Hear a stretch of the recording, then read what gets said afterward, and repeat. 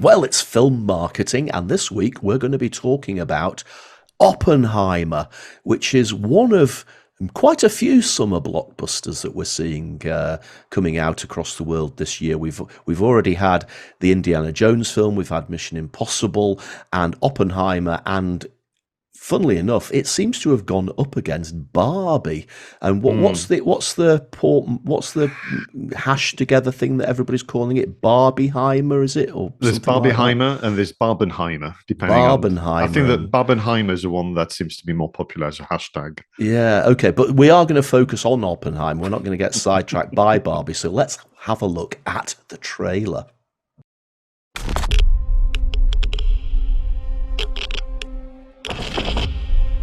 This is a national emergency. Detonator charge.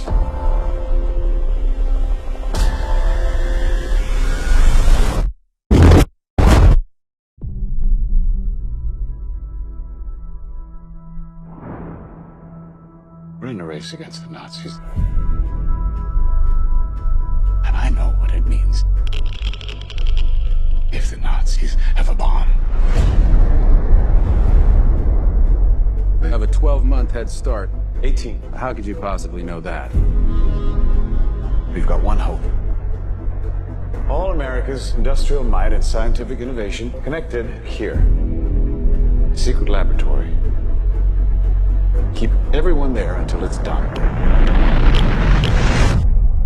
Let's go recruit some scientists. Build a town, build it fast. If we don't let scientists bring their families, we'll never get the best. Why would we go to the middle of nowhere for who knows how long? Why? Why? How about because this is the most important thing to ever happen in the history of the world? You're the great improviser, but this you can't do in your head. Are we saying there's a chance that when we push that button, we destroy the world? Chances are near zero. Near zero.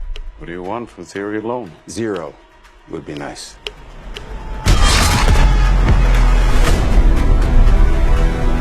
This is a matter of life and death. But I can perform this miracle. World War II would be over. Our boys would come home. That's happening, isn't it? The world will remember this day. Our work here will ensure a peace mankind has never seen.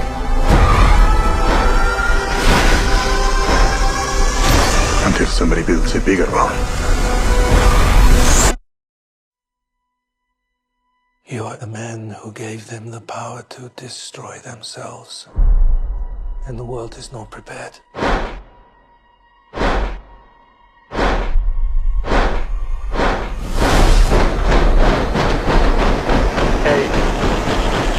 7, 6, 5, 4, 3. Truman needs to know what's next. 2, What's next? 1.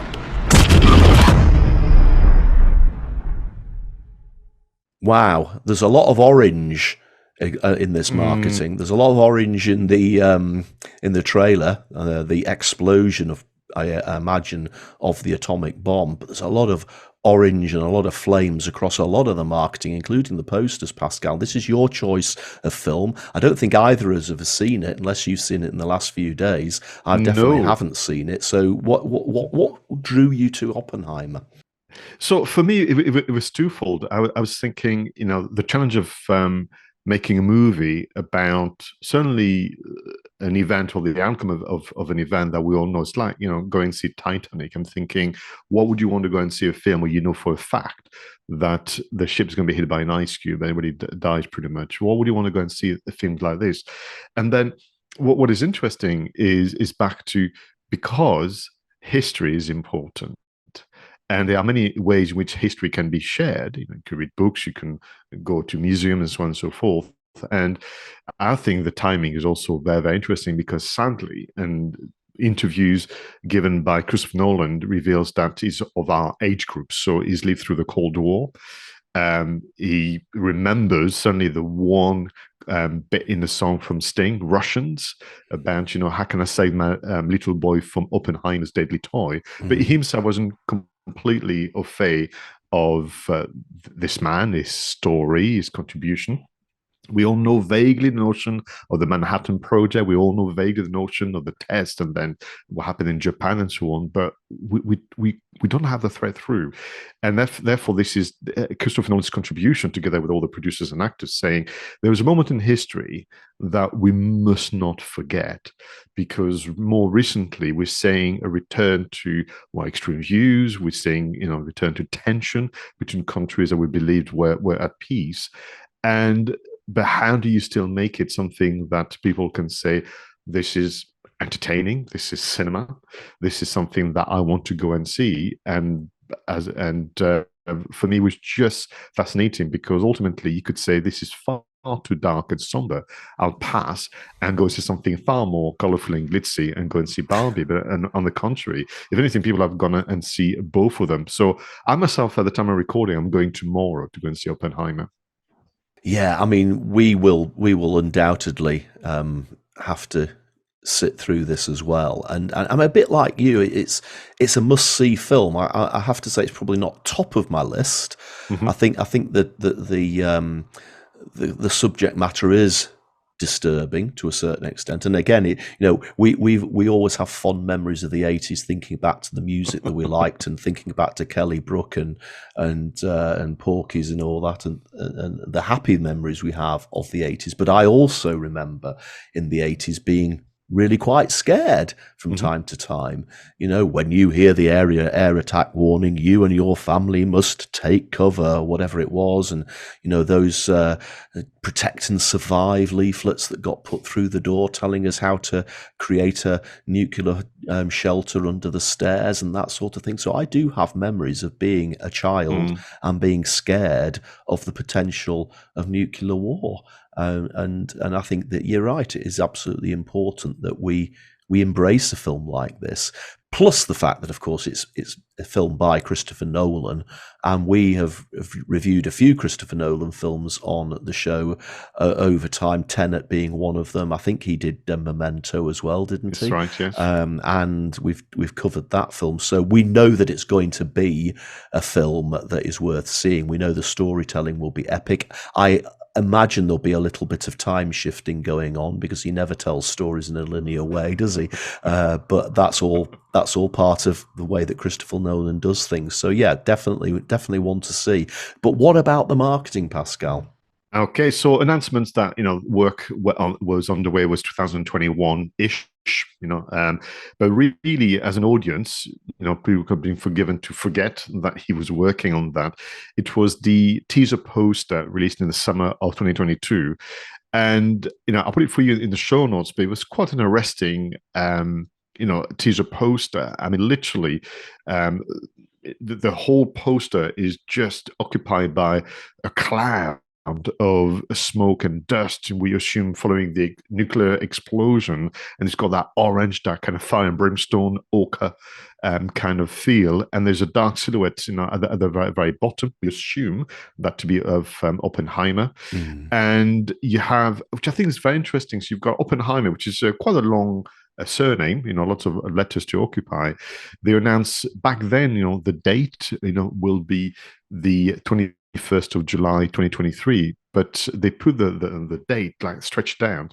So the 7th of July is under the letter O, the 21st is under the letter H, and 23. So it's really stretched out, and it makes me think of that kind of I was doing physics at college, and we tried to memorize, the table of all the different numbers and symbols and so on, which I still can't to this day. It just didn't speak to me. And you have also, which I think is a very, very important, the line, "The world forever changes," and at the very bottom, shot with IMAX film cameras, and this ongoing theme of the technical kind of challenge and breakthroughs of making the film in IMAX, including black and white IMAX, is something that they repeat over and over again. And I think it's all to do with this idea of this needs to be seen at the cinema. And if I'm not mistaken, I'm going to bring the poster again. Something like only at the movies is used quite a bit there. But again, a poster, you go, oh my goodness! I mean, I'm not going to go and see a very pleasant movie. No, I mean, it's a striking poster. It's simple as well, isn't it? It's gloriously simple. Just as an aside, I think it's quite funny, isn't it? Oppenheimer, what a fabulous name. I mean, it wouldn't have had the same impact if he'd been called Burt Jones or Alex Smith, would it? Oppenheimer. I mean, it just, somebody who invented such devastating weapons had to have a name like Oppenheimer or Blofeld, didn't it? It couldn't have been something normal. But that's an aside. That's an aside. And then there was another poster that came out, I think we're talking December 2022, similarly simple, similarly evocative, and a very similar color palette. Yeah, but this one surprised me because it's such a departure from the teaser poster, and even the one that comes next, which is the official poster. What we have is a close-up of, once again, we assume Oppenheimer's head looking through a portal, and the orange glow of what we have to agree is the explosion when they did the first test, and kind of looking into the result of his creation.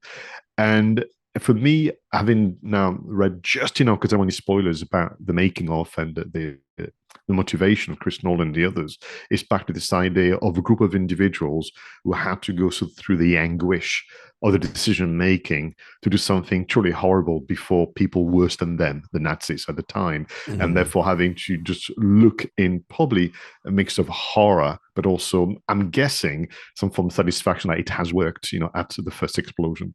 Yeah, and then we move on to the official poster, as you say. Again, similar striking orange and browns, maybe a little bit more complex. I think we've got the mechanism of the atomic bomb there in the background, with Cillian Murphy taking center stage, but you've still got all of that typography you've talked about, still highlighting IMAX, etc. But yeah, it is a striking image. Yeah, and interestingly, yesterday I went to see Mission Impossible, the one you walk in, because it's been out for a couple of weeks. Oppenheimer and Barbie are all over the building, and they use all three posters depending on the different part of the building. But this one is the one that people know. So he's got, I assume to be the bomb behind him, this kind of menacing, looming figure, ball full of wires and kind of metal extension.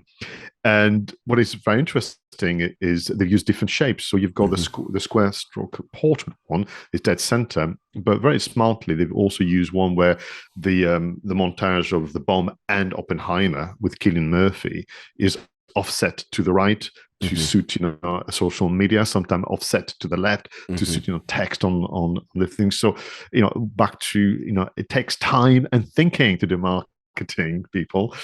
This is what they've done. But three posters been used well, and of course they are accompanied by trailers and TV radio spots. Trailers, we now know it's the way of doing things. You have more than one trailer, which I don't know. It is what it is. But one thing they've done uniquely for this movie is to release a teaser trailer on the 28th of July 2022. So pretty much a year before the release of the film. And at the end of this trailer, there was a live countdown to 5 o'clock, 5:29 in the morning, Mountain Summertime, the US time, for July the 16th of 2023. So nearly a year later. So a year-long countdown to coincide with the 78th anniversary of the first detonation of the atomic bomb. So literally you had this video, Roger, that was live on YouTube for nearly 8,500 hours. So you had this countdown, and of course it was compelling. So near the very end, fans went online, and when it got to zero, so when the count went to zero, there was a special 20-second video being played with montage from the film, and the final word, which I think are uttered by Robert Downey Jr., which you can hear say, "The man who moved the earth." And then that's it. And then it's gone. So it doesn't exist anymore. You have to find essentially copies of fans who were there live that morning in the US to watch, the final countdown and the message from the filmmakers. No, that's very clever. That's very clever. I love that idea. But there's quite a lot of video support for this film going on. Yeah, absolutely. So, there was the teaser trailer, the feature trailer. There was all sort of things, going down. They even offered what they call the opening look, because one thing that is being claimed by the movie is twofold. There's the imagery, there's black and white IMAX, there's color IMAX, but there's also the music by Ludwig Göransson, and there's also incredible sound effects. I mean, when we watch the trailer, when you watch the teaser trailer, the sound of that Geiger counter that we've learned to link to something dangerous that you get away is just absolutely amazing. But one thing that is remarkable about the IMAX is sometimes people say IMAX and then not really pay attention to it, but this was done in very unique, whereby the prints were double the size of normal kind of movie, 70 millimeters. But there's also the sheer weight of it. So when the theaters got the IMAX version, they had to create a special projection machine. They had to actually add elements because it was so heavy. It was nearly 150 kilograms of film and nearly 6.5 kilometers in kind of length. So previous films were not as heavy and not as long. So they had to, and they made special documentaries about that as well. That's incredible, isn't it? I mean, I just assume these days that most films aren't really films. They're just digital files that play from a projector. But this was actually genuine film, even though it was big film. It was still celluloid. Chris Nolan is asked often, why do you not like CGI? Why do you do practical effects? And in this film, allegedly, he got permission to create this the biggest explosion in film. It was very dangerous, and they had to be away. He said because you can't trick the eye that much, not yet, and people will be able to tell. So I'm thinking as well that the very first teaser poster was a photo of the real explosion with all the dust and so on, because that would be very hard to mimic with CGI. But we're in luck, because one thing that you and I have kind of on occasion be disappointed about and bemoans was a lack of a website to go back to, particularly when we do film marketing reviews.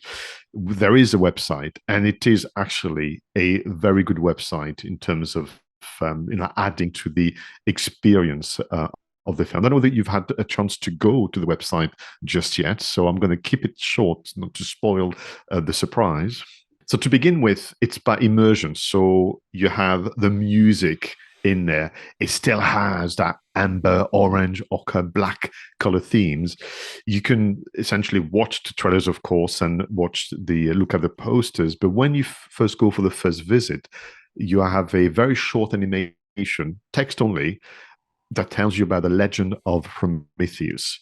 Some people may know it because we reviewed the movie of that same name on film marketing, this idea of the semigod who gifted the fire to humans on Earth and got punished by the gods themselves. And in fact, when you do the research, you know that the film is vastly inspired by the book written called American Prometheus. So you have this reminder about the legend, which I think is interesting. So because it is essentially about this could be a big mistake, creating the atomic bomb. But the biggest element is a 3D interactive map that takes you to the key locations linked to the historical event, from Oppenheimer's office to the site of the first test and so on and so forth. And what I've done actually very cleverly, it's a very, very simple swipe system for mobile phones. So literally you can imagine someone holding the phone and with their thumb just swiping up, and then the map moves around, different locations and so on. One thing that surprised me a lot about this website, whilst it is stunning, as you would expect from the post of the trailers and the film, and he really belonged to the family of Oppenheimer as an experience. What would you want to embed the videos from YouTube? That literally took me away, Roger. Because I mean, frankly, you could just embed them natively and keep the experience intact. Because of course, what happens when you finish watching video on YouTube, you get recommendation for some are still linked to the Universal Pictures YouTube channel, but you also get a lot of rubbish. So I just thought that was an odd decision, or maybe it wasn't a decision, it was just needs to an end. But yeah, there's a website. At long last, we have a website to turn our attention to. No, and let's hope, Pascal, that the website hangs around for a while and that they actually keep it, keep it fresh, because we've seen so many times in our film marketing deliberations that fabulous websites to support films are often just left to fade away, or left to rot, or just taken down really quite quickly. So this one looks like it deserves to be enjoyed now, but also it's sort of the one that you could revisit in the future. So let's hope they keep it where it is. Yeah, because there are obviously information, historical information, there's trivia and so on. So you could literally watch the film and go and see the website and inform yourself. I think actually they should expand on the website and keep adding to it moving forward, and make it maybe a point for for schools as well as for film fans like you and I. Because typically, to your point, a website exists and then it's changed to a link to, let's say, the distribution studios, on a really boring landing page where they say, well, you can watch it now on Hulu or Netflix, but there's no more of that communication. I'm just going to close very quickly on another marketing decision, which are around the featurettes. And again, it's done very often. I will say that I've not watched them because I thought there's going to be full of spoilers. It has to be, yes. So. But it's almost this angle of no need to wait for the Blu-ray extras. We're going to give it to you. Yeah. So you've got things like, why this shot in IMAX for IMAX, and they've got a whole historical background about, which they call pushing the button. The cast, of course, talking about both the characters and I have to say, that must be such a monumental decision to take on the role of someone that has existed, maybe still alive, and all those characters. You've got obviously the infamous first test of the atomic bomb, and then happily, because you're now a huge fan of music composition, they have a featurette on the score of Oppenheimer and what they've done about it. But happily or not, they said, don't you worry, go to the movies. You don't have to wait and delay thinking the Blu-ray will be better with the extras, because we're going to give you the extras right now. That's something I've never really thought about before, but I do genuinely wonder now how many people think, do you know what, let's not go to the cinema to see this. We'll wait till it comes out on Blu-ray because we know we're going to get all the extras. Whereas here they're basically saying, we'll give you them now so you can come to the cinema to see the film. I do quite actually like that. So yeah, absolutely some stunning visuals to accompany this, and for once a fabulous website, and yeah, all of those featurettes and trailers and everything added together. It's quite a marketing package, isn't it?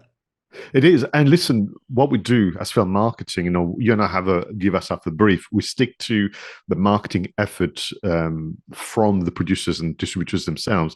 But literally, if I had time, I would tell you about all the media coverage, all the interviews, press, radio and TV, all the kind of fun Q&As with like Wired, where they ask people to answer questions from Google, starting with a question, why does Robert Downey Jr.? And then there's a blank, and then, whatever Google completes, they have to answer. So those are fun. So I think from a point of view of, the marketing, control, sustained. They stuck to their color themes. They stuck to, I would argue, a strategy.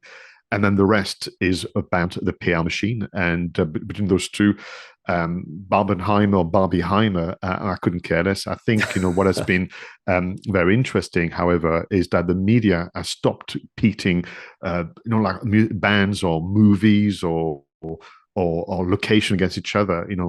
Whilst I thought this was a bit daft, this Barbenheimer.